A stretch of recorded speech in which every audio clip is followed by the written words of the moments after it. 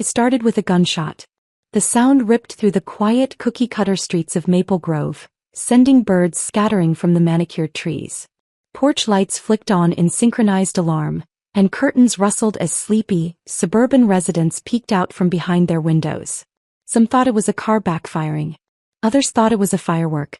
But Frank Dawson, seated in his wheelchair on his front porch, knew better. Because standing at the end of his driveway, wearing a twisted snarl of rage, was Karen Wilkins, the neighborhood's self-appointed queen of the homeowners association. And she was holding a gun. Frank exhaled, gripping the armrests of his wheelchair as he kept his eyes locked on her trembling hands. She had lost it.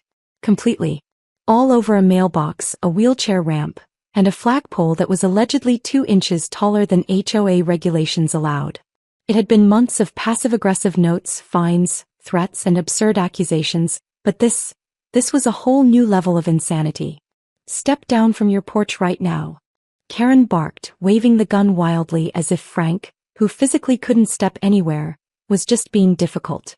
A porch light from the house across the street flicked on, and a voice called out, "Karen, what the hell are you doing?" Karen didn't flinch. Her bloodshot eyes stayed locked on Frank. "This is my neighborhood," she screamed. "And I will not let you ruin it with your, she gestured toward his front yard as though struggling to find the words. Your disrespect." Frank didn't move. He knew better than to provoke someone whose last 2 brain cells were clearly being held together by sheer spite and a bottle of discount Chardonnay. "Karen," he said, keeping his voice calm. "You just fired a gun over an HOA violation." Karen blinked.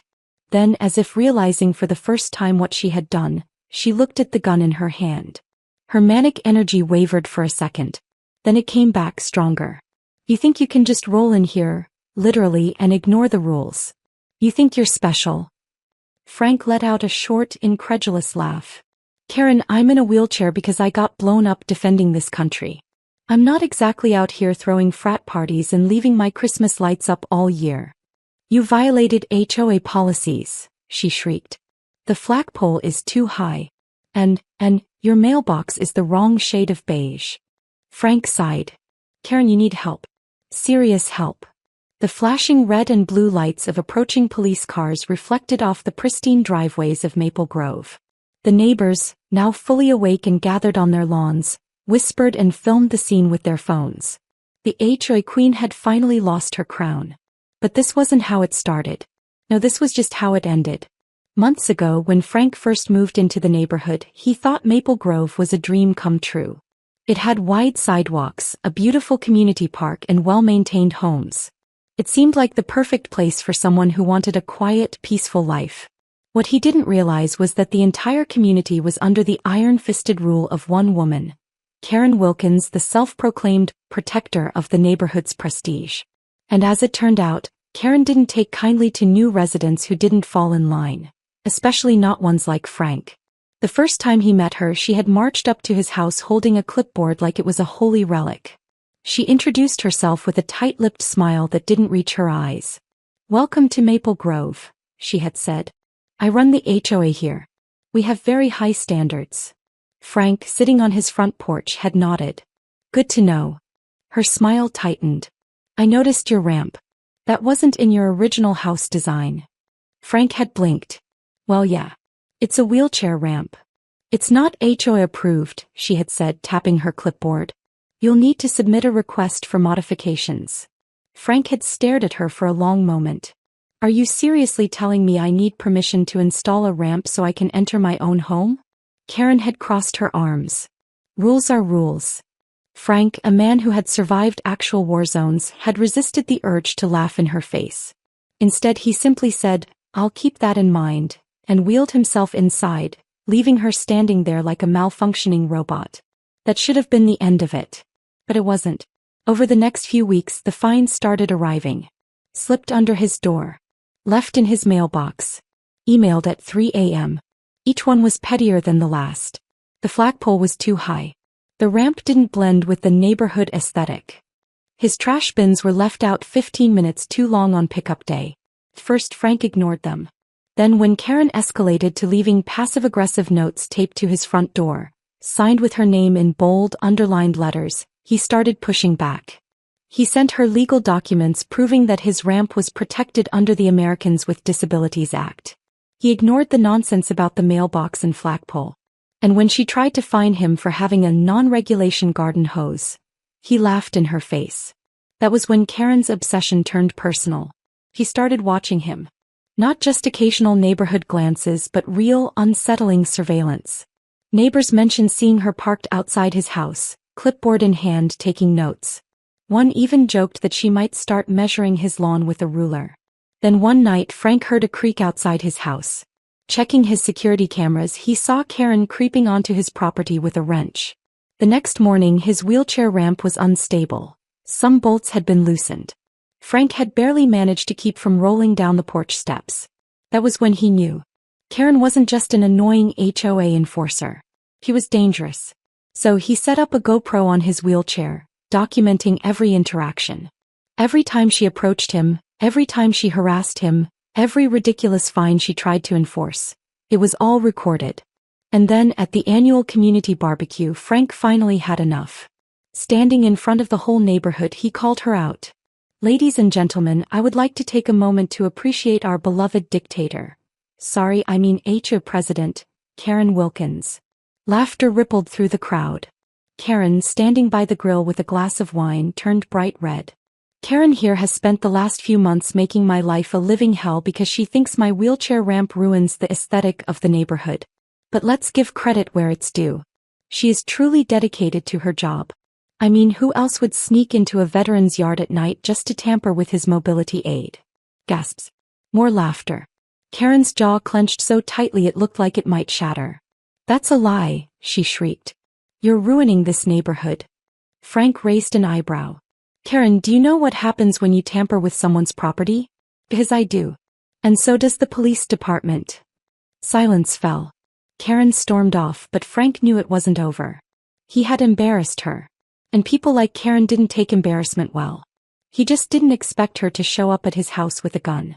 Now, as the police pulled up to his driveway and Karen stood frozen, realizing she had finally crossed a line she couldn't step back from, Frank exhaled. This wasn't how he imagined his peaceful retirement. But at least it made for one hell of a story. The fallout from the gunshot was immediate. Maple Grove, a place where the biggest concern was usually whether the neighbor's lawn was cut at the exact regulation length, had officially turned into a crime scene. The flashing red and blue lights of the police cars reflected against the pristine driveways as Karen Wilkins stood frozen, still gripping the gun like it was an extension of her authority. Neighbors were out in full force now, their sleepy confusion quickly replaced by the exhilaration of witnessing the greatest HOA meltdown in suburban history. Phones were out, cameras rolling, and hushed whispers filled the air. Frank Dawson sat in his wheelchair, his pulse steady despite the situation. He had faced worse. A self-righteous suburban tyrant with a gun wasn't nearly as terrifying as what he had survived overseas. But that didn't mean he wasn't angry.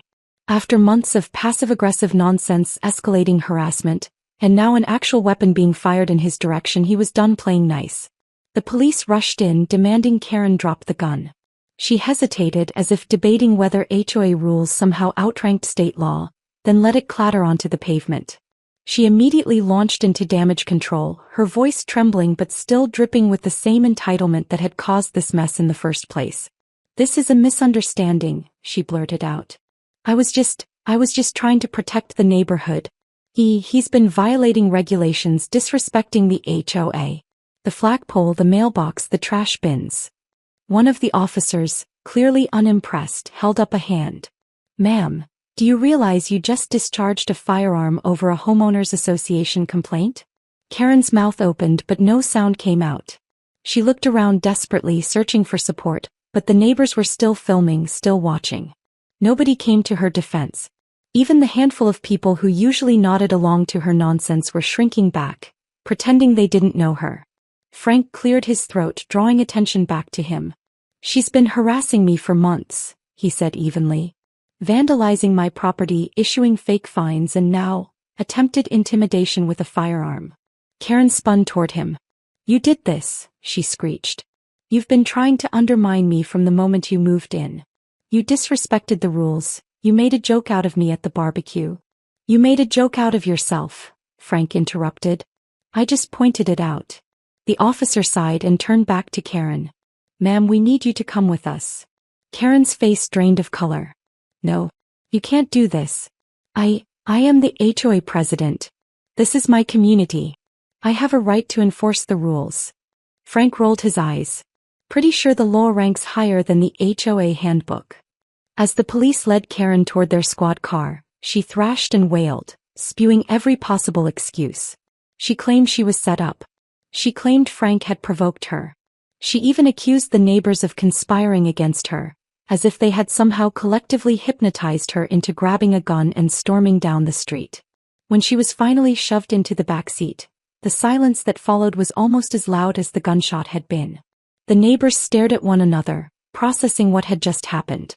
The suburban dictatorship of Karen Wilkins had officially crumbled. Frank let out a slow breath. It should have felt like a victory. And in many ways it was. But something in his gut told him it wasn't over. The next morning the neighborhood was buzzing. The local news had gotten hold of the story, plastering Karen's mugshot across the screen with headlines that would have been hilarious if they weren't so ridiculous. HOA president opens fire over trash cans, and suburban tyrant loses it over mailbox dispute, were just a few of the gems circulating online. Karen had officially become a meme, her name flooding Reddit forums, Facebook groups, and even late-night talk shows. But while the rest of the world was laughing, Karen wasn't done fighting. Even from behind bars, she managed to rally a few of her last remaining loyalists. Her inner circle of busybodies, 2 older women and a man named Greg who had always agreed with her just a little too enthusiastically, started spreading rumors. She was set up, they insisted. Frank manipulated her into snapping. She was just trying to keep the neighborhood safe, Greg argued. She wasn't going to actually hurt anyone. She'll be back, one of the old ladies whispered ominously. She's not done. Frank didn't take any of it seriously at first. Karen was facing multiple charges: discharging a firearm in a residential area, reckless endangerment, and unlawful intimidation. She was looking at serious legal trouble, not a slap on the wrist. But as the days passed, he started noticing strange things. The fines from the HOA kept arriving in his mailbox. Even though Karen was gone, someone was still trying to enforce her ridiculous rules. Notes appeared on his door, written in the same aggressively polite language she had used. Per HOA guidelines, your wheelchair ramp must be removed or repainted to meet neighborhood aesthetics. Frank crumpled the paper in his fist. He had thought Karen was the problem. But maybe the problem was bigger than just one woman. A week later, an emergency HOA meeting was called. Frank debated skipping it, but curiosity got the better of him. When he arrived, he was greeted by the sight of Karen's last remaining supporters standing at the front of the room, attempting to regain control. Greg, looking far too eager for someone defending a lunatic, cleared his throat. We, the acting board members, want to address the recent incident involving Mrs. Wilkins. The murmurs in the room were not kind. She tried to kill someone, someone muttered. She lost her mind, another whispered. Greg raised his hands. We understand there were misjudgments. However, this is a reminder that the HOA rules still stand. And in light of recent events, we're considering adding additional security measures to ensure compliance. Frank had to laugh at that. Security? Against what? People daring to have the wrong shade of mailbox.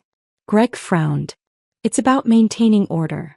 Frank leaned forward in his wheelchair. Let me be clear. If any of you try to continue the nonsense Karen started, I will personally see to it that this HOA gets investigated for harassment. I have footage. I have documentation. And unlike Karen, I actually know how laws work. Greg paled. The other board members shifted uncomfortably. Then a voice from the back of the room spoke up. I motioned to dissolve the HOA. Heads turned. A man stood up holding a thick binder of paperwork. There's a process for disbanding in HOA. If we get enough votes, we can shut this circus down permanently. Murmurs of agreement rippled through the crowd. Greg's face twisted. You can't do that. The man smirked. Pretty sure the law ranks higher than the HOA handbook. The meeting turned chaotic after that. Neighbors who had lived in silent frustration under Karen's rule for years were suddenly emboldened. Discussions erupted about voting out the entire board, about legal action, about finally getting rid of the ridiculous fines and regulations that had been Karen's obsession. By the time the meeting ended, one thing was clear. Karen's reign of terror was officially over.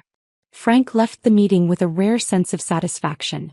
He had come to this neighborhood looking for peace, and while it had taken a gunshot, an arrest, and an attempted HOA coup, he was finally getting it. As he rolled up his driveway, he noticed a final note taped to his door. Scrawled in hasty, almost desperate handwriting, it read, "You think this is over. But I will be back." Frank shook his head, chuckled to himself, and crumpled the note in his fist. Not if he had anything to say about it. The video of Karen's meltdown spread like wildfire. It wasn't just a neighborhood scandal anymore. It had become a national joke. News outlets picked up the footage, running dramatic reenactments with exaggerated voiceovers. Reddit exploded with memes, dissecting every second of Karen's absurd downfall. People photoshopped her face onto movie posters, turning her into the villain of her own HOA horror film. Late-night comedians took turns mocking her, playing clips of her screeching about flagpoles and trash bins while the audience roared with laughter. Frank sat back in his wheelchair, sipping his coffee as he watched the spectacle unfold on the news. He had spent years in the military witnessing real conflict, real danger. And yet, here he was, the center of a suburban war that had escalated beyond anything he could have predicted. He didn't plan on becoming famous, but apparently standing up to a power-hungry HOA president was enough to make you a household name. The fallout was brutal for Karen. Her job fired her immediately, not wanting to be associated with a woman who pulled a gun over mailbox aesthetics. Her husband, a quiet, exhausted-looking man who had spent years in the background of her tyranny, finally had enough and filed for divorce. Her kids, embarrassed beyond belief, deleted their social media accounts and refused to acknowledge her existence. She was evicted from the house she had once ruled over, the very home where she had dictated every minor detail of her neighbors' lives. The HOA, desperate to salvage what little credibility it had left, formally removed her as president and stripped her of any remaining authority. But Karen wasn't the type to go down quietly. Even as her world crumbled around her, she refused to admit defeat. She posted bizarre rants online, claiming she was the real victim, that she had been set up by an anti-HOA conspiracy. She insisted that Frank had been sent to Maple Grove to destroy everything she had worked for. Her last, desperate attempt at saving face was a live-streamed video where she sobbed dramatically, reading a letter from the HOA begging her to return. Unfortunately for her, the entire neighborhood was quick to expose the fact that she had written the letter herself. Frank didn't feel sorry for her. Not after everything she had done. Not after she had tried to sabotage his ramp, tried to humiliate him, and finally tried to intimidate him with a gun. He had dealt with a lot of things in his life, but there was one thing he couldn't stand: bullies who thought they were above consequences. One day, about a month after Karen's arrest, Frank received a letter in the mail. At first he assumed it was just another leftover HOA notice, but when he opened it he realized it was something much better. The bank had foreclosed on Karen's house and it was being put up for auction. Frank laughed. A deep, genuine laugh. The opportunity was too perfect. With a little help from a lawyer friend, Frank placed a bid on the house. It wasn't particularly expensive. Karen had bled herself dry with legal fees, and no one in the neighborhood wanted to go near the place after what had happened. So with minimal effort, Frank became the proud new owner of Karen's former kingdom. The news spread fast. The neighbors were thrilled. The idea that the man Karen had tormented for months now owned her house was poetic justice at its finest. There was a celebration, complete with a barbecue where people took turns reenacting her greatest meltdowns. But Frank had one final surprise in store. A week after moving in, he put up a massive sign in front of the house. Read, "The former home of Karen Wilkins, HOA tyrant. Never forget." It was a masterpiece of pettiness and the neighborhood loved it. People stopped to take pictures, some even bringing their dogs to pose in front of it. The local news covered the story, interviewing residents who gleefully recounted every ridiculous rule she had tried to enforce. But the best moment came when Karen herself, now living in a rundown apartment on the other side of town, drove by to see it. She screeched to a stop in front of the house, her face twisted with horror.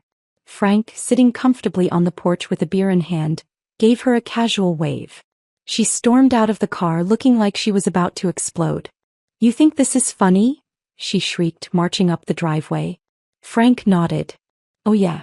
Funniest thing I've seen in years. You ruined me, she spat, her hands trembling. I lost everything because of you. Frank's smile faded. He leaned forward slightly in his wheelchair. No, Karen. You lost everything because of you. I just survived it. Karen's mouth opened and closed, but no words came out. She was used to getting the last word, used to controlling every situation. But this time she had nothing. She had already lost. After a long, awkward pause, she turned on her heel and stomped back to her car. Frank watched as she sped away, tires screeching.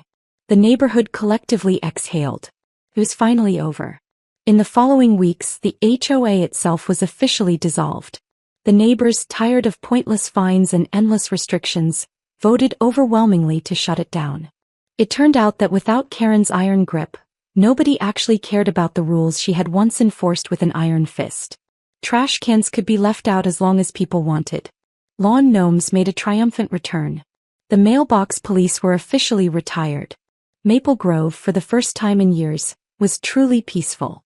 Frank enjoyed every moment of it. He had moved to the neighborhood looking for a quiet life, and now he finally had it. He had a community that supported him, a home that was truly his, and best of all, the satisfaction of knowing that the self-proclaimed queen of the HOA had been dethroned for good. One evening, as he sat on his porch watching the sunset, one of his neighbors came up and handed him a beer. You know, the man said, grinning, I still can't believe you actually bought her house. Frank smirked. Best investment I ever made.